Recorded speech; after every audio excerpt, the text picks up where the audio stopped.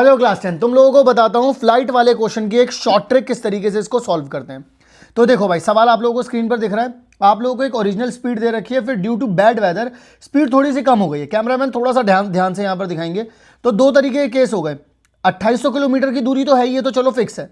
अब देखो, अगर बैड वेदर ना होता तो x किलोमीटर रहती, और अगर बैड वेदर हो गया तो 100 किलोमीटर कम हो गई है।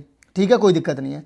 अब क्या होगा, टाइम टाइम क्या होता है, डिस्टेंस अपॉन में स्पीड। अब खुद सोचो, जब बैड वेदर है तो फिर स्पीड आपकी कम हो गई तो टाइम ज्यादा लगेगा।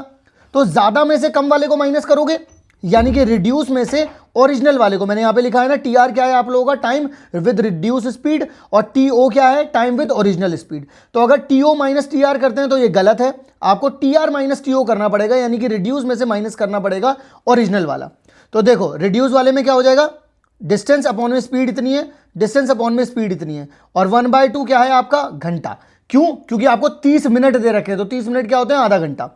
अब देखो, यहां से 2800 कॉमन निकाल लेंगे तो 1/x माइनस 100 माइनस में 1/x, ये यहां जाएगा, ये यहां जाएगा, तो x यहां आ गया, माइनस एक्स माइनस दिस।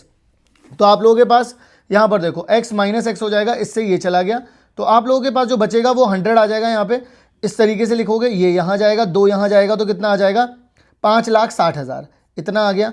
इसको उधर की तरफ भेजोगे तो नेगेटिव हो जाएगा, तो 500 और 700 इसका फ्रैक्शन निकल जाएगा यहां पर।